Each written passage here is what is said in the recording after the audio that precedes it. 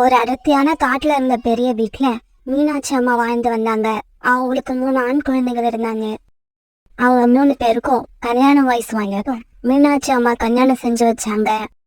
வீட்டுக்கு வந்த 3 மருமகளும் நல்ல குணம் உடையவர்களா தான் இருந்தாங்க. இருந்தாலும் மீனாட்சி அம்மா காரணமே இல்லாம அவங்க 3 பேர் மேலேயும் வெறுப்பை கொட்டிக்கிட்டே இருந்தாங்க. தினமும் ஏதாவது ஒரு காரணத்தை வச்சு அவங்க 3 பேரையும் திட்டிக்கிட்டே இருப்பாங்க. எங்கதான் போய் தொலைஞ்சாங்களோ தெரியல. நான் இவ்வளவு நேரமா கத்திக்கிட்டு இருக்கேன், 3 பேர்ல ஒருத்திய கூட காணோம். மீனாட்சி அம்மா இப்படி கத்திக்கிட்டே இருக்கும்போது 3 மருமகளும் அந்த இடத்துக்கு வந்தாங்க. அத்தை சொல்லுங்க அத்தை, எங்களை கூப்பிட்டீங்களா? 3 பேரும் வளர்ந்துருக்கிறீங்களே தவிர உங்களுக்கு அறிவே இல்ல.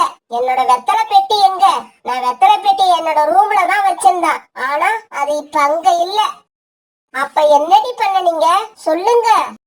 பயப்படாதீங்க அத்தை, அந்த வெத்தலை பெட்டி அழுக்கா இருந்தது. அதனால நாங்க தான் அதை விலைக்கு கழுவி மொட்டை மாடியில காய வச்சிருக்கோம். அது இப்ப உங்களுக்கு வேணுமா அத்தை? இருங்க, இப்பவே போய் எடுத்துக்கிட்டு வந்துடுறோம். இப்படி சொல்லிட்டு அவங்க 3 பேரும் ஒன்னா மொட்டை மாடிக்கு போனாங்க. ஒரு வெத்தலை பெட்டியை எடுக்க 3 பேரும் ஒன்னா போறாங்க. இவங்கள வச்சுக்கிட்டு நான் எப்படிதான் சமாளிக்க போறேனோ. பிறகு கொஞ்ச நேரத்துல மீனாட்சி அம்மாவோட வெத்தலை பெட்டி அவங்க கிட்ட வந்துருச்சு. அந்த வெத்தலை பெட்டியை சுத்தம் பண்ணதுக்கு அப்புறம் சும்மா பலன்னு இருந்தது. இருந்தாலும் மீனாட்சி அம்மா தன்னோட மருமகள்களை பாராட்டுறதுக்கும் பதிலா திட்ட ஆரம்பிச்சாங்க. இங்க பாருங்கடி, இப்ப சொல்றத நல்லா ஞாபகம் வச்சுக்கோங்க. இதுக்கப்புறம் உங்கள யாருமே என்னோட ரூமுக்குள்ள நுழைய கூடாது. அங்க உள்ள பொருட்களையும் எடுக்க கூடாது. ஜாக்கிரதை. அத்தை, உங்களுக்கு சாப்பிட ஏதாவது வேணுமா? ஆமா, வேணும் தான். பாதாம் பிஸ்தா எல்லாம் நிறைய போட்டு எனக்கு பாதாம் கீர் பண்ணி எடுத்துக்கிட்டு வாங்க. மீனாட்சி அம்மா இப்படி சொன்னதும் இவங்க 3 பேரும் கிச்சனுக்கு போய் பாதாம் கீர் தயார் பண்ண ஆரம்பிச்சாங்க. சோனாக்கா, நீங்க தான் இந்த வீட்டோட மூத்த மருமக. நம்ம அத்தை ஏன் எப்பவும் நம்ம கிட்ட கோவமாவே பேசுறாங்க? அத்தை இப்பதான் இப்படி இருக்காங்களா, இல்ல ஆரம்பத்துல இருந்தே இப்படிதானா? இல்ல, ஆரம்பத்துல நல்லாதான் இருந்தாங்க. நாட்கள் போக போக கல்யாணம் ஆகி நீங்க 2 பேரும் இந்த வீட்டுக்கு வந்தீங்க. இந்த வீட்டுக்கு 3 மருமக வந்து இன்னும் இந்த வீட்டுல குழந்தை சத்தம் கேட்கல. அதுதான் நம்ம அத்தையோட கோபத்துக்கு காரணம். ஐயோ, ஒருவேளை இந்த காரணத்தால நம்ம 3 பேரையும் வீட்டை விட்டு விரட்டிட்டா என்ன பண்றது? அது எப்படி நம்மள மட்டும் விரட்டிடுவாங்க? அவங்க பிள்ளைகளையும் சேர்த்து தானே விரட்டி ஆகணும். எனக்கு வர்ற ஆத்திரத்துக்கு இந்த பாதாங்கீரை கொண்டு போய் அத்தை தலையில கொட்டணும் போல இருக்கு. இங்க பாரு, பெரியவங்களை இப்படி எல்லாம் பேசக்கூடாது. நாம நல்லதை நினைச்சா எல்லாம் நல்லதாதான் நடக்கும். இப்படி 3 பேரும் பாதாம் கீர் தயார் பண்ணிக்கிட்டே பேசிக்கிட்டு இருந்தாங்க. அன்னைக்கு சாயங்காலம் ஆச்சு. மீனாட்சி அம்மாவோட பசங்க 3 பேரும் வேலையில இருந்து வீட்டுக்கு திரும்பி வந்தாங்க. அம்மா, என்ன நீங்க மட்டும் தனியா இருக்கீங்க? அவங்க எல்லாம் எங்க? ஆசையா இருக்குன்னு பாதாம் கீர் தயார் பண்ண சொன்னேன். கிச்சனுக்குள்ள 3 பேரும் போனாங்க, இன்னும் வெளியில வரல. மீனாட்சி அம்மா இப்படி சொல்லிட்டு இருக்கும்போது மருமக 3 பேரும் அங்கிருந்த எல்லாருக்கும் ஆளுக்கு ஒரு கப்ல பாதாம் கீர் கொண்டு வந்து கொடுத்தாங்க. உடனே எல்லாரும் பாதாம் கீரை சாப்பிட்டு பார்த்தாங்க. பாதாம் கீர் ரொம்பவும் அருமையா இருக்கு. நீங்க 3 பேரும் சேர்ந்து எதை செஞ்சாலும் அதுல குறையே இருக்காது. ஆமா, நீங்க 3 பேரும் எப்பவும் இதே மாதிரி ஒத்துமையா இருங்க.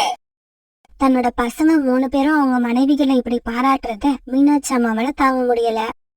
கொண்டு வந்து கொடுத்துட்டீங்கன்னா உடனே கிச்சனுக்குள்ள போயிடுங்க. எதுக்கு இங்கேயே நின்னு சாப்பிடுறதையே பாத்துக்கிட்டு இருக்கீங்க? இப்படியே சில நாட்கள் நகர்ந்துச்சு. ஒரு நாள் நதிக்கரைக்கு போன மீனாட்சி அம்மா அங்க கோரிக்காவத்தை பார்த்தாங்க. என்ன மீனாட்சி அம்மா, ஏன் என்னவோ போல உட்கார்ந்துருக்கீங்க? கோரி, உனக்கே தெரியும் என் வீட்டுல மருமகன்னு ஒருத்தி இல்ல, 3 பேர் இருக்காங்க. ஆனா இது வரைக்கும் ஒரு குழந்தை சத்தம் கூட என் வீட்டுல கேட்கவே இல்ல. இதுல கவலைப்படுறதுக்கு என்ன இருக்கு? 3 மருமகளையும் வீட்டை விட்டு விரட்டிட்டு உங்க பசங்களுக்கு வேற கல்யாணம் பண்ணி வைங்க. உங்களை சந்தோஷப்படுத்தாத மருமகள்களை நீங்க எதுக்கு இன்னும் வீட்டுல வச்சுக்கிட்டு இருக்கீங்க? அதை ஏன் கேக்குறப்போ? என் பசங்க 3 பேரும் ஏதோ மந்திரம் போட்ட மாதிரி அவங்க பொண்டாட்டி பின்னாலேயே சுத்திக்கிட்டு இருக்காங்க. என் பேச்ச கேட்கறதே இல்ல. இந்த லட்சணத்துல 2வது கல்யாணம் பண்ணிக்க அவங்க 3 பேரும் ஒத்துக்கவே மாட்டாங்க. மீனாட்சி அம்மா, நம்ம காட்டுல உள்ள மலைப்பகுதியில ஒரு குகை இருக்குல்ல, அங்க இப்ப புதுசா ஒரு ஆந்த சாமியார் வந்திருக்காரு. அவர் சொன்னபடி நடக்குது. நீங்க உடனே அங்க போய் அவரை பாருங்க. அப்படியா கோரி? இந்த தகவல் எனக்கு சொன்னதுக்கு ரொம்ப நன்றி. நான் இப்பவே போய் ஆந்த சாமியார பாத்துட்டு வரேன். இப்படி சொன்ன மீனாட்சி அம்மா உடனே மலைப்பகுதியில உள்ள குகையை நோக்கி பறந்து போனாங்க. இப்படி அந்த குகைக்கு போன மீனாட்சி அம்மா தான் மனசுல உள்ள குறையத்தையும் அந்த சாமியார் கிட்ட சொன்னாங்க. மகளே, உன்னோட மருமக 3 பேருக்கும் கடைசி வரைக்கும் குழந்தையே பிறக்காது. பாபாஜி, என்ன இது இப்படி சொல்லிட்டீங்க? எனக்கு ஏதாவது வழி காட்டுங்க. அதே சமயம் உங்க பசங்க மனச மாத்தி அவங்கள 2வது கல்யாணத்துக்கு என்னால ஒத்துக்க வைக்க முடியும். இப்படி நடக்கணும்னா அதுக்காக நான் பெரிய யாகம் ஒண்ணு நடத்தணும். அந்த யாகத்தை நடத்த 10,000 ரூபாய் செலவாகும். உன்னால அந்த அளவு செலவு பண்ண முடியுமா? பாபாஜி, அத பத்தி நீங்க கவலைப்படாதீங்க. அவங்க மனச மாத்துறதுக்காக நான் எவ்வளவு வேணாலும் செலவு பண்ணுவேன். அப்படியா? அப்படின்னா இந்த மந்திர பொடியை உன் வீட்டுக்கு எடுத்துக்கிட்டு போ. இப்படி சொன்ன சாமியார் ஒரு ஆரஞ்சு கலர் பொடியை மீனாட்சி அம்மா கிட்ட கொடுத்தாரு. பாபாஜி, இந்த பொடி என்ன பொடி? இத நான் வீட்டுக்கு எடுத்துட்டு போய் நான் என்ன பண்ணணும்? இந்த பொடி சாதாரண பொடி இல்ல. இந்த பொடியோட பேரு நாசர. இத கொண்டு போய் உங்க 3 பசங்களுக்கும் தண்ணீர்ல கரைச்சு கொடுங்க. பாபாஜி, இது தண்ணியில கரைச்சு குடிச்சா என்ன நடக்கும்? இந்த மந்திர பொடியை குடிச்சதுல இருந்து 15 நாளைக்குள்ள உங்க பிள்ளைங்க மனசு மாறி அவங்க மனைவி மேல வெறுப்பு வந்துரும். அப்புறம் அவங்களே அவங்க மனைவிய வீட்டை விட்டு விரட்டி அனுப்பிடுவாங்க. அது போதும் பாபாஜி, அது போதும். நீங்க இப்ப சொன்னது நடந்துச்சுன்னா எனக்கு அதை விட வேற சந்தோஷமே கிடையாது. இப்படி சொன்ன மீனாட்சி அம்மா பிறகு பாபாஜி கிட்ட 10,000 ரூபாய் பணத்தை கொடுத்துட்டு அங்கிருந்து கிளம்பி தன்னோட வீட்டுக்கு வந்தாங்க. தலைவா, இந்த அம்மாவுக்கு நாஸ்ரான்னு ஒரு பொடி கொடுத்தீங்களே, அது உண்மையிலேயே மந்திர பொடியா? சிஷ்யா, நம்ம கிட்ட ஏதுரா மந்திர பொடி? நான் கொடுத்து அனுப்புனது ரஸ்னா பவுடர். அததான் நான் ரஸ்னான்னு சொல்லாம நாஸ்ரான்னு தலைகீழா சொன்னேன். அம்மா, இவ்வளவு நேரம் நீங்க எங்க போயிருந்தீங்க? எல்லாம் நல்ல விஷயமா தாண்டா போயிருந்தேன். ஆமா, உங்க மனைவிங்க 3 பேரும் எங்க? உங்ககிட்ட சொல்லிட்டு கோவிலுக்கு போலாம்னு இவ்வளவு நேரம் காத்திருந்தாங்க. ஆனா நீங்க வரல. வேலையில இருந்து நாங்க திரும்பி வந்த உடனே எங்க கிட்ட சொல்லிட்டு இப்பதான் கோவிலுக்கு போனாங்க. கொஞ்ச நேரம் இருங்க, இதோ வரேன். இப்படி சொல்லிட்டு கிச்சனுக்குள்ள போன மீனாட்சி அம்மா அந்த மந்திர பொடிய தண்ணீர்ல கலந்து எடுத்துக்கிட்டு வந்து 3 பசங்க கிட்டையும் கொடுத்தாங்க. அம்மா, என்னம்மா இது? ஏய், நான் ஒரு பெரிய பாபாஜிய பாத்துட்டு வந்தேன். அவரு கொடுத்த மந்திர பொடி இது. இத குடிச்சா நம்ம குடும்பத்துக்கு நல்லதுன்னு சொன்னாரு. அம்மா சொன்னதை கேட்டு 3 பசங்களும் உடனே மந்திர பொடி கலந்த தண்ணீரை குடிச்சாங்க. அந்த தண்ணீரை அவங்க குடிச்சதும் மீனாட்சி அம்மாவுக்கு ரொம்பவும் சந்தோஷமா இருந்தது. இப்படியே அந்த சாமியார் சொன்ன 15 நாளும் ஓடிடுச்சு. ஆனா மீனாட்சி அம்மாவோட வீட்டுல எந்த மாற்றமும் நடக்கவே இல்லை. மீனாட்சி அம்மாவோட பசங்க 3 பேரும் எப்போதும் போல அவங்க மனைவி கிட்ட அன்பாவே இருந்தாங்க. இதனால கோபமான மீனாட்சி அம்மா மறுபடியும் சாமியார பார்க்க கிளம்பி போனாங்க. மீனாட்சி அம்மா சாமியார பார்க்க போன கொஞ்ச நேரத்துல 3 மருமகளும் ஒவ்வொருத்தரா திடீர்னு மயங்கி கீழே விழுந்தாங்க. உடனே அவங்களோட கணவர்மார்கள் அவங்கள தூக்கிக்கிட்டு ஹாஸ்பிட்டலுக்கு போனாங்க. இங்க பாருங்க, உங்களோட மனைவிகள் 3 பேரும் இப்ப கர்ப்பமா இருக்காங்க. அவங்களுக்கு சத்தான உணவு கொடுத்து பத்திரமா பாத்துக்கோங்க. பாபாஜி, நீங்க சொன்ன மாதிரி எதுவுமே நடக்கல. அந்த மந்திர பொடி தண்ணீரை குடிச்சோம். என் பசங்க 3 பேரும் அவங்க மனைவி மேல இன்னும் பாசமாவே இருக்காங்க. மீனாட்சி அம்மா, நான் சொன்ன மாதிரி எதுவுமே நடக்காம போனதுக்கு காரணம் உங்க வீட்டுல தான் இருக்கு. அப்படியா? ஆமா, உங்க மருமக 3 பேரும் வச்சிருக்கிற தங்க நகைகள் தான் அதுக்கு தடையா இருக்கு. பாபாஜி, அதுக்கு இப்ப என்ன பண்ணணும்னு சொல்லுங்க. இது ஒன்னும் பெரிய விஷயம் இல்ல. அவங்க வச்சிருக்க எல்லா நகையையும் ஒரு மூட்டையா கட்டி இங்க கொண்டு வாங்க. அத வச்சு நான் ஒரு பூஜை பண்ணிட்டு திரும்ப உங்ககிட்டயே கொடுத்துறேன். அதுல இருந்து 3வது நாள் நீங்க நினைச்சது எல்லாமே நடக்கும். இப்படி சொன்னதும் மீனாட்சி அம்மா மறுபடியும் தன்னோட வீட்டுக்கு வந்தாங்க. அத்தை, உங்ககிட்ட ஒரு சந்தோஷமான செய்தி சொல்லணும். இதை கேட்டா நீங்க ரொம்ப சந்தோஷப்படுவீங்க. இங்க பாருங்கடி, இப்ப நான் எதையும் கேக்குற மனநிலையில இல்ல. நீங்க எல்லாம் சீக்கிரம் போய் உங்களோட நகைகளை எடுத்துக்கிட்டு வாங்க. எதுக்காக நகைகளை கேக்குறீங்க? இங்க பாருங்க, இதுக்கெல்லாம் பதில் சொல்லிக்கிட்டு இருக்க எனக்கு நேரம் இல்ல. சீக்கிரமா கொண்டு வாங்க. அத்தை இப்படி சொன்னதும் 3 பேரும் தங்களுடைய நகைகளை மூட்டையா கட்டி கொண்டு வந்து கொடுத்தாங்க. பாபாஜி, இந்தாங்க, நீங்க கேட்ட மாதிரி எல்லா நகைகளையும் மூட்டையா கட்டி கொண்டு வந்துட்டேன். நல்லது. அத அப்படியே வச்சுட்டு நீ உன் கண்ணை மூடு. நான் சொல்ற வரைக்கும் நீ கண்ணை திறக்க கூடாது. உடனே பாபாஜி சொன்ன மாதிரி மீனாட்சி அம்மா தன்னோட கண்ணை மூடிக்கிட்டாங்க. தலைவா, இந்த அம்மாவை எதுக்காக கண்ணை மூட சொன்னீங்க? முட்டாள், இது கூடவா புரியல? அந்த அம்மா கண்ணை திறக்கிறதுக்குள்ள நாம எஸ்கேப் ஆகணும். இப்படி பேசிக்கிட்ட ஆந்தைகள் 2 பேரும் அந்த நகமூட்டையை தூக்கிட்டு அங்கிருந்து பறந்து போயிட்டாங்க. சோனா, அம்மா எங்க போயிருக்காங்க? அம்மா கிட்ட நீங்க மாசமா இருக்க விஷயத்த சொன்னீங்களா? ராணாஜி, அம்மா வந்தாங்க. ஆனா நாங்க சொன்ன எதையும் காது கொடுத்து கேட்கல. வீட்டுல இருந்த எல்லா நகையையும் தூக்கிட்டு இங்கேயோ பறந்து போயிட்டாங்க. அப்படியா? அம்மா கொஞ்ச நாளா சாமியார் சாமியார்னு சொல்லிக்கிட்டே இருந்தாங்க. எனக்கு என்னவோ சந்தேகமா இருக்கு. டேய், சீக்கிரம் வாங்க, அந்த குகை வரைக்கும் போய் அம்மாவை பார்த்துட்டு வருவோம். பாபாஜி, நான் கண்ணை திறக்கலாமா? நான் கண்ணை மூடி 10 நிமிஷம் ஆகுது. எனக்கு என்னவோ மயக்கம் வர மாதிரி இருக்கு. சீக்கிரம் சொல்லுங்க, நான் கண்ணை திறக்கலாமா? அம்மா, என்னம்மா இது? உங்களை பார்க்க பைத்திய மாதிரி இருக்கு. கண்ணை மூடிக்கிட்டு இப்படி தனியா நின்னு பேசிக்கிட்டு இருக்கீங்க. கண்ணு திறந்து பார்த்த மீனாட்சி அம்மாவுக்கு அதிர்ச்சி ஆயிடுச்சு. ஏய், நீதானா? இங்க இருந்த பாபாஜி எங்கடா? நான் வேற வீட்ல இருந்த நகைகள் எல்லாத்தையும் மூட்டையா கட்டி கொண்டு வந்தேன். இப்ப யாரையுமே காணோமடா. இப்ப எனக்கு என்ன பண்றதுன்னே தெரியல. அம்மா, சத்தம் போடாம எங்க பின்னால வாங்க. காணா போன நகைகளை பத்தி இப்ப கவலைப்படாதீங்க. போலீஸ்ட கம்ப்ளைண்ட் பண்ணா எப்படியும் 2 நாளைக்குள்ள அந்த திருட்ட பசங்களை கண்டுபிடிச்சிருவாங்க. இப்படி பேசிக்கிட்டவங்க பிறகு போலீஸ் ஸ்டேஷன் போய் ஒரு கம்ப்ளைண்ட் கொடுத்துட்டு அவங்களோட வீட்டுக்கு போனாங்க. வீட்டுக்கு வந்த மீனாட்சி அம்மா தான் செஞ்ச தவறு நினைச்சு அழுதுகிட்டே இருந்தாங்க. அத்தை, நகைகள் காணாம போனதை நினைச்சு அழாதீங்க. போலீஸ் அதை எப்படியும் கண்டுபிடிச்சு சீக்கிரமா கொண்டு வந்துருவாங்க. இப்ப நாங்க எல்லாம் மாசமா இருக்கோம், அதை நினைச்சு சந்தோஷப்படுங்க.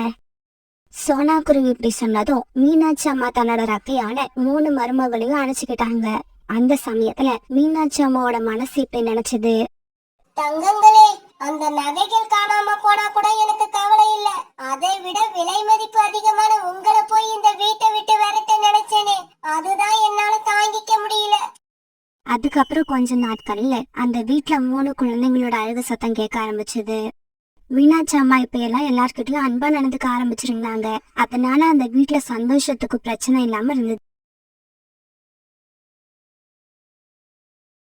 கடற்கரைக்கு பக்கத்துல இருந்த அந்த பெரிய காட்டை பருந்து மகாராஜா ஆட்சி செஞ்சுக்கிட்டு வந்தாரு. அவருக்கு ஒரே ஒரு பொண்ணு. அந்த பொண்ணு பேரு பேபி. சின்ன வயசுலயே பேபியோட அம்மா இறந்ததால மகாராஜா பேபிய ரொம்ப செல்லமா வளர்த்துக்கிட்டு இருந்தாரு. ஒரு நாள் பருந்து மகாராஜா தன்னுடைய வீரர்களை கூப்பிட்டு இப்படி சொன்னாரு. வீரர்களே, என் பொண்ணு பேபி இந்த காட்டை சுத்தி பார்க்கணும்னு ரொம்ப ஆசைப்படுது. அதனால 4 வீரர்கள் பேபியை அழைச்சுக்கிட்டு போய் இந்த காட்டை சுத்தி காட்டிட்டு அழைச்சுக்கிட்டு வாங்க. இப்படி பருந்து மகாராஜா தன்னுடைய வீரர்களுக்கு உத்தரவு போட்டதும் அந்த 4 வீரர்களும் பேபியை கூப்பிட்டுக்கிட்டு காட்டை சுத்தி பார்க்க கிளம்புனாங்க. இப்படி போன பேபி அந்த காடை ரொம்ப ஜாலியா சுத்தி பார்த்தது. குளிர்ச்சியான தண்ணீர் ஓடிட்டு இருக்க நதியில நீர் குடிச்சது. பிறகு மரங்கள்ல பழுத்து தொங்கிட்டு இருந்த இனிப்பான பழங்களை சாப்பிட்டது. இப்படி ரொம்ப நேரம் காட்டை சுத்தி பார்த்த பேபி பிறகு அரண்மனைக்கு திரும்பி பறக்க ஆரம்பிச்சது. பேபி இந்த மாதிரி திரும்பி போயிட்டு இருக்கப்ப அது கழுத்துல போட்டிருந்த நெக்லஸ் கொக்கி கழட்டிக்கிட்டு கீழே விழுந்தது. இப்படி பேபியோட நெக்லஸ் விழுந்த இடத்துல 2 பறவைகளோட வீடுகள் இருந்தது. அந்த 2 வீட்டுல ஒண்ணு கோரிக்காகத்தோடது, இன்னொன்னு சோனா குருவியோடது. பேபி கழுத்துல இருந்த நெக்லஸ் கீழே விழுந்தத தன்னோட வீட்டு வாசல்ல உட்கார்ந்திருந்த கோரிக்காக பாத்துடுச்சு. பிறகு கீழே விழுந்த அந்த நெக்லஸ் பக்கத்துல போய் உட்கார்ந்த கோரிக்காகும் தன்னை யாராவது பாக்குறாங்களான்னு பாத்துச்சு. யாரும் பாக்கலன்னு தெரிஞ்ச உடனே அந்த நெக்லஸ் எடுத்துக்கிட்டு தன்னோட வீட்டுக்கு பறந்து போச்சு. ஆனா நெக்லஸ் கீழே விழுந்ததை கவனிக்காத பேபியும் பேபி கூட வந்த வீரர்களும் அரண்மனைக்கு போய் சேர்ந்தாங்க. அரண்மனைக்கு பேபி போய் சேர்ந்த உடனே பேபியோட கழுத்துல நெக்லஸ் இல்லாதத பருந்து மகாராஜா கவனிச்சுட்டாரு. வீரர்களே, பேபியோட கழுத்துல இருந்த வைர நெக்லஸ் எங்க? தன்னோட கழுத்துல நெக்லஸ் இல்லாத விஷயம் பேபிக்கு அப்பதான் தெரிஞ்சது. உடனே வீரர்கள் மறுபடியும் காட்டுக்குள்ள போய் எல்லா இடங்களையும் தேடி பார்த்தாங்க. ஆனா எந்த இடத்துலயும் நெக்லஸ் அவங்களுக்கு கிடைக்கல. வீரர்களே, உடனே காடு பூரா போய் இளவரசியோட கழுத்துல இருந்த நெக்லஸ் காணா போன விஷயத்த சொல்லுங்க. அதை கண்டுபிடிச்சு கொடுக்கறவங்களுக்கு தகுந்த சன்மானம் உண்டுன்னு சொல்லுங்க. கேளுங்க கேளுங்க, எல்லா பறவைகளும் கவனமா கேளுங்க. நம்ம காட்டு இளவரசி பேபியோட கழுத்துல இருந்த வைர நெக்லஸ் நேத்து நம்ம காட்டுல எங்கேயோ கீழே விழுந்துருச்சு. அத கண்டுபிடிச்சு கொடுக்கறவங்களுக்கு தக்க சன்மானம் வழங்கப்படும். இது பருந்து மகாராஜாவோட அறிவிப்பு. இந்த அறிவிப்பை கேட்ட காலுக்காகவும் பிறகு பறந்து தன்னுடைய வீட்டுக்கு போச்சு. காலுஜி, இங்க பாத்தீங்களா எவ்வளவு அழகான நெக்லஸ். கடவுளுக்கு நம்ம மேல கருணை வந்துதான் இந்த நெக்லஸ் நமக்கு கிடைக்கும்படி செஞ்சிருக்காரு. இப்படி ஒரு விலை மதிப்பில்லாத நெக்லஸ் எனக்கு கிடைக்கும்னு நான் கனவுல கூட நினைச்சதில்ல. கோரி, இந்த நெக்லஸ் சாதாரண பறவைகளோட நெக்லஸ் கிடையாது. இந்த காட்டோட இளவரசி பேபியோடது. அதுவும் வைர நெக்லஸ். இது அரண்மனையோட வீரர்கள் இந்த நெக்லஸை இப்ப தேடிக்கிட்டு இருக்காங்க. அதனால தயவு செய்து இதை அவங்க கிட்ட ஒப்படைச்சிடு. இல்லன்னா சிறை தண்டனை கிடைக்கிறது மட்டும் இல்ல, உன்னால தாங்க முடியாத அளவுக்கு அடியும் கிடைக்கும். பயப்படாதீங்க காலுஜி, நான் ஒன்னும் இந்த காட்டுல இந்த நெக்லஸ போட்டுக்கிட்டு சுத்த போறது கிடையாது. இப்பவே கொண்டு போய் இந்த நெக்லஸ பக்கத்து காட்டுல இருக்கிற எங்க அம்மா கிட்ட கொடுத்து வைக்க போறேன். இன்னும் 1 வருஷம் கழிச்சு இந்த நெக்லஸ எல்லாரும் மறந்துடுவாங்க. அதுக்கப்புறம் இந்த நெக்லஸ் எல்லாம் எங்கேயாவது கொண்டு போய் வித்துட்டு பெரிய பணக்காரங்கள் ஆயிடலாம். கோரி, இந்த நெக்லஸ நாம 1 வருஷம் கழிச்சு விக்கணும்னா அந்த 1 வருஷமும் இந்த நெக்லஸ நாம பயந்து பயந்து பாதுகாக்கணும். 1 வருஷம் கழிச்சு இந்த நெக்லஸ நம்ம வித்தா கூட எப்ப இந்த உண்மை மகாராஜாவுக்கு தெரியுமோங்கிற பயம் நம்ம மனசை அரிச்சுக்கிட்டே இருக்கும். அதுக்கும் பதிலா இந்த நெக்லஸ நாம இப்பவே அரண்மனையில ஒப்படைச்சிட்டு அவங்க கொடுக்கற வெகுமதியை வாங்கிப்போம். காலுஜி, இந்த கோரியோட கனவை எல்லாம் நனவாக்குறதுக்கு அரண்மனையில வெகுமதி என்ற பெயர்ல கொடுக்கற பிச்சை காசு பத்தாது. இந்த நெக்லஸ வித்தாதான் என்னோட ஆசைகளை பாதியாவது நிறைவேறும். கோரி, நீ 1000 தான் சொல்லு, அரண்மனை வீரர்கள் இந்த விஷயத்த சாதாரணமா விட்டுற மாட்டாங்க. நெக்லஸ் கிடைக்கிற வரைக்கும் தேடிக்கிட்டு தான் இருப்பாங்க. காலுஜி, அரண்மனை வீரர்களோட கவனத்தை திசை திருப்பவும் என்கிட்ட ஒரு ஐடியா இருக்கு. அப்படியா? என்னது? என் கூட கொஞ்சம் அரண்மனை வரைக்கும் வாங்க. அந்த ஐடியா என்னன்னு தன்னால புரியும் உங்களுக்கு. கோரி, உன் கூட சேர்ந்து வர்றதுக்கே எனக்கு பயமா இருக்கு. காலுஜி, என்ன இப்படி சொல்றீங்க? நாம 2 பேரும் கணவன் மனைவி. இன்பம் துன்பம் எது வந்தாலும் நமக்கு ஆளுக்கு பாதி. மகாராஜா, இளவரசியோட நெக்லஸ் காணாம போனது பத்தி உங்ககிட்ட ஒரு முக்கியமான விஷயம் சொல்லணும். அப்படியா? கோரி, சீக்கிரம் சொல்லு. அந்த நெக்லஸ் எங்க இருக்கு? யார்கிட்ட இருக்கு?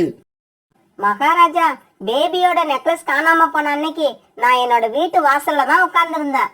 அப்ப சோனா குருவி தரையில இருந்து ஏதோ ஒரு பொருளை எடுத்துக்கிட்டு தன்னோட வீட்டுக்கு போனதை பார்த்தேன். அது நெக்லஸா என்னன்னு எனக்கு சரியா தெரியாது. ஆனா அது நெக்லஸா இருக்கவும் சான்ஸ் இருக்கு. வீரர்களே, உடனே போங்க. சோனா குருவி வீட்டை சோதனை போட்டு அந்த நெக்லஸை எடுத்துக்கிட்டு வாங்க. பிறகு வீரர்கள் சோனா குருவி வீட்டுக்கு போய் சோதனை போட்டாங்க. ஆனா இப்படி சோதனை போட்ட வீரர்களுக்கு நெக்லஸ் கிடைக்கல. உடனே சோனா குருவி அரண்மனைக்கு அழைச்சிட்டு போனாங்க. மகாராஜா, நான் உண்மையா சொல்றேன், இளவரசியோட நெக்லஸ் நான் எடுக்கவும் இல்ல, அது எங்க வீட்லயும் இல்ல. நான் அப்படிப்பட்ட திருட்டு பறவையும் கிடையாது.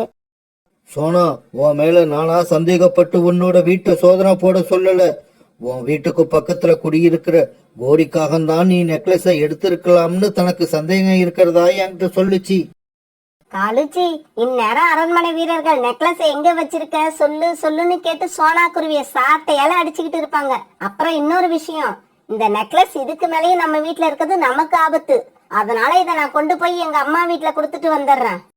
கோரி, நீ சீக்கிரமா இந்த நெக்லஸை எடுத்துக்கிட்டு இங்க இருந்து கிளம்பு. நீ சொல்ற மாதிரி இந்த நெக்லஸ் இங்க இருக்கிற ஒவ்வொரு நிமிஷமும் நம்ம தலைக்கு ஆபத்து தான். பிறகு கோரிக்காங்க அந்த நெக்லஸ் ஒரு பையில போட்டு எடுத்துக்கிட்டு தன்னோட அம்மா வீட்டை நோக்கி பறந்து போச்சு. அரண்மனையில இருந்து திரும்பி வந்த சோனா குருவி புறாவை போய் பார்த்தது. புறான்னா, வாழ்க்கையில இப்படி ஒரு அவமானத்தை நான் சந்திச்சதே இல்ல. அரண்மனையில நெக்லஸ் நான் எடுத்துட்டேன்னு என் மேல சந்தேகப்பட்டு இன்னைக்கு என் வீட்டை சோதனை போட்டாங்க. சோனு, மகாராஜா உன் மேல சந்தேகப்படுறதுக்கு காரணம் என்ன? எதை வச்சு அவங்க உன் மேல சந்தேகப்பட்டாங்க? கோரியக்கா தான் இப்படி ஒரு அபாண்டமான படிய என் மேல சொல்லியிருக்காங்க. இதை நான் சும்மா விட போறது இல்ல. கோரியக்காவை பார்த்து இப்பவே கேட்க போறேன். சோனா, கோரிய பார்த்து இதுக்கு நியாயம் கேட்கறதுல எந்த புண்ணியமும் இல்ல. நான் இன்னைக்கு பக்கத்து காட்டுக்கு போயிட்டு திரும்பி வர்றப்ப கோரிக்காக ஒரு பைய தூக்கிக்கிட்டு பக்கத்து காட்டுக்கு பறந்து போனதை பார்த்தேன். அதனால அந்த நெக்லஸ் கோரிக்காக எடுத்திருக்குமோன்னு எனக்கு ஒரு சந்தேகம் வருது. அப்பனா உடனே வாங்க, கோரியக்காவோட அம்மா வீட்டு வரைக்கும் போய் அங்க என்ன நடக்குதுன்னு பாத்துட்டு வருவோம். இப்படி போன இவங்க கோரியோட அம்மா வீட்டுக்கு பக்கத்துல இருந்த ஒரு மரத்துல மறைஞ்சிருந்து அங்க என்ன நடக்குதுன்னு பார்த்தாங்க. கோரி, வாமா வா. என்ன சொல்லாம கொள்ளாம திடீர்னு வந்திருக்க? ஆமா, இந்த பை உள்ள என்ன இருக்கு? அம்மா, சத்தம் போடாம பேசு. இந்த பைக்குள்ள எங்க காட்டு இளவரசி பேபியோட வைர நெக்லஸ் இருக்கு. அது கொஞ்ச நாளைக்கு இங்கேயே இருக்கட்டும். அப்புறம் இந்த வைர நெக்லஸ் இங்க இருக்கிற விஷயம் யாருக்கும் தெரியக்கூடாது. என்னம்மா கோரி, இப்ப மறுபடியும் திருட ஆரம்பிச்சிட்டியா? அந்த தொழில் உனக்கு வேண்டாமா? அது எப்பவுமே ஆபத்து. ஐயோ அம்மா, நான் இந்த நெக்லஸ திருடல. இத கீழே கடந்துதான் எடுத்தேன். ஆனா இத நான் அரண்மனையில ஒப்படைக்க போறதில்ல. அவ்வளவுதான் விஷயம். கொஞ்ச நாள் ஆனதுக்கு அப்புறம் இத வித்தா நாமெல்லாம் பெரிய பணக்காரங்கள் ஆயிடலாம். சோனா, எனக்கு என்னவோ கோரி அந்த நெக்லஸ் அவங்க அம்மா வீட்டுல மறைச்சு வச்சுட்டு போலான்னு வந்திருக்கோம்னு நினைக்கிறேன். இருக்கலாம் புராணா. கோரி அக்கா திரும்பி போகும்போது அவங்க வெறுங்கையோட வந்தா கண்டிப்பா இளவரசியோட நெக்லஸ் கோரி அக்காவோட அம்மா வீட்டுல இருக்குன்னு தான் அர்த்தம். அம்மா, அப்புறம் இன்னொரு விஷயம். இந்த நெக்லஸ் இங்க இருக்கிறது என்னோட தங்கச்சி வெள்ளையம்மாவுக்கு தெரிய வேண்டாம். தெரிஞ்சா அவ இந்த நெக்லஸ் எடுத்து போட்டு பார்க்கணும்னு ஆசைப்படுவா. இப்படி தன்னோட அம்மா கிட்ட சொன்ன கோரிக்காக்கும் பிறகு வீட்டை விட்டு வெளியே வந்து தன்னோட காட்டை நோக்கி பறந்து போச்சு. புராணா, நம்ம நினைச்ச மாதிரியே கோரி அக்கா இளவரசியோட நெக்லஸ இங்கதான் கொடுத்து வச்சுட்டு போறாங்க. இப்ப அந்த நெக்லஸ் நம்ம எப்படி வெளியில கொண்டு வரது? சோனா, எனக்கு ஒரு ஐடியா வருது. நாம அதுபடி நடந்தா இளவரசியோட நெக்லஸ் கோரியோட அம்மா வீட்டுல இருந்தா அது கண்டிப்பா வெளியே வந்துரும். இப்படி சொன்ன புறா தன்னோட ஐடியாவையும் சோனா குருவி கிட்ட சொல்லுச்சு. புராணா, உங்க ஐடியா கண்டிப்பா சக்சஸ் ஆகும். சீக்கிரம் வாங்க போவோம். இப்படி பேசிக்கிட்ட சோனா குருவியும் புறாவும் பிறகு கோரிக்காகத்தோட அம்மா வீட்டுக்கு போனாங்க. ஆமா, யார் நீங்க? யார பார்க்க இங்க வந்தீங்க? அம்மா, நாங்க தூரமா உள்ள காட்டுல இருந்து வரோம். நாங்க இமயமலைக்கு பக்கத்துல உள்ள காட்டுக்கு போயாகணும். ஆனா அங்க போறதுக்கான வழி எங்களுக்கு மறந்து போச்சு. அதனாலதான் உங்களை பார்த்து வழி கேட்டுட்டு போலான்னு வந்தோம். இவங்க இப்படி கேட்ட உடனே கோரிக்காகத்தோட அம்மா வீட்டுக்கு வெளியில வந்து இவங்களுக்கு வழி காமிச்சாங்க. நான் சொன்ன வழியில பறந்து போனீங்கன்னா சீக்கிரமாவே இமயமலைக்கு பக்கத்துல உள்ள காட்டுக்கு போய் சேர்ந்துடலாம். சரிம்மா, நாங்க கிளம்புறோம். அப்புறம் வீட்டை தாழ்பால் போட்டுக்கிட்டு பத்திரமா உள்ள இருங்க. ஏன் புறா, எதுக்காக அப்படி சொல்ற? அது வேற ஒண்ணும் இல்லம்மா. பக்கத்து காட்டு இளவரசி பேபியோட வைர நெக்லஸ் திருட்டு போயிடுச்சான். அதை தேடிக்கிட்டு இப்ப இந்த காட்டுக்கும் அரண்மனை வீரர்கள் வந்திருக்காங்க. இந்த காட்டுல உள்ள ஒவ்வொரு வீடா செக் பண்ணிக்கிட்டு வராங்க. ஆமாமா, அவங்க கிட்டத்தட்ட 10 வீரர்களுக்கு மேல இருக்காங்க. அவங்க ரொம்பவும் கோவமா இருக்காங்க.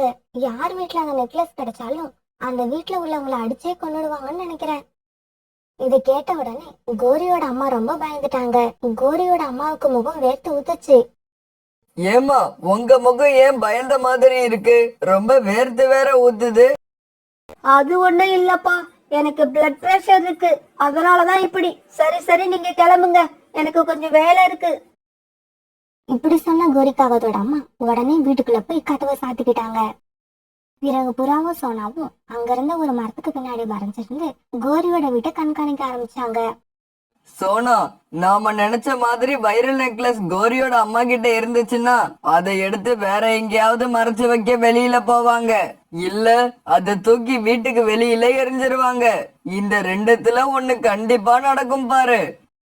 புறா இப்படி சோனா குருவி கிட்ட சொல்லிக்கிட்டு இருக்கும் போதே கோரியோட அம்மா வீட்டுல இருந்து ஒரு பை பக்கத்துல இருந்த புதர் காட்டுக்குள்ள வந்து விழுந்தது.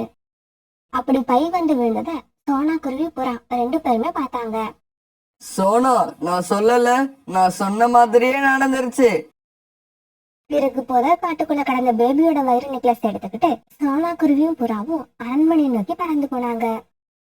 அங்க அரண்மனைக்கு போய் பருந்து மகாராஜாவை சந்திச்சு இவங்க வைர நெக்லஸ் அவர்கிட்ட ஒப்படைச்சாங்க. புறா, சோனா குருவி, இந்த வைர நெக்லஸை எடுத்து வச்சிருந்தது யாரு? இது எங்க இருந்தது? பிறகு புறாவும் சோனா குருவியும் நடந்தது எல்லாத்தையும் மகாராஜாவுக்கு எடுத்து சொன்னாங்க. பருந்து மகாராஜா தான் திருநதை மறைக்கிறதுக்கு தான் கோரியக்கா படியை ஏனால சொல்லியிருக்காங்க. வீரர்களே, சீக்கிரமா போங்க. அந்த கோரிக்காக எங்க இருந்தாலும் அதை கைது பண்ணி இழுத்துக்கிட்டு வாங்க. மகாராஜா உத்தரவு போட்டபடியே கொஞ்ச நேரத்துல வீரர்கள் கோரிக்காகத்தை கைது பண்ணி அழைச்சிட்டு வந்தாங்க. பிறகு உண்மையை கண்டுபிடிக்கிறதுக்கு ரொம்பவும் உதவியா இருந்த புறாவுக்கும் சோனா குருவிக்கும் நிறைய வெகுமதிகள் அரசர் கொடுத்தாரு. பருந்து மகாராஜா, என்ன மட்டும் கைது பண்ணி கொண்டு வந்துட்டீங்க. என்னோட கணவர் காலுக்காக எங்க? அவரை ஏன் கைது பண்ணல? கோரி காலுக்காகத்தையும் கைது பண்ண தனியா ஆட்களை அனுப்பியிருக்கேன். இந்நேரம் கைது பண்ணி அழைச்சுக்கிட்டு வந்துகிட்டு இருப்பாங்க. வீரர்களே, என்ன இன்னும் வேடிக்கை பார்த்துக்கிட்டு நிக்கிறீங்க? இந்த கோரிக்காகத்தை கொண்டு போய் பாதாள சிறையில் அடைங்க. ரொம்ப நன்றி மகாராஜா. பேச்சு துணைக்கு கூட ஆள் இல்லாம தனியா ரொம்ப கஷ்டப்படுவோம்னு நினைச்சு பயந்து போயிருந்தேன்.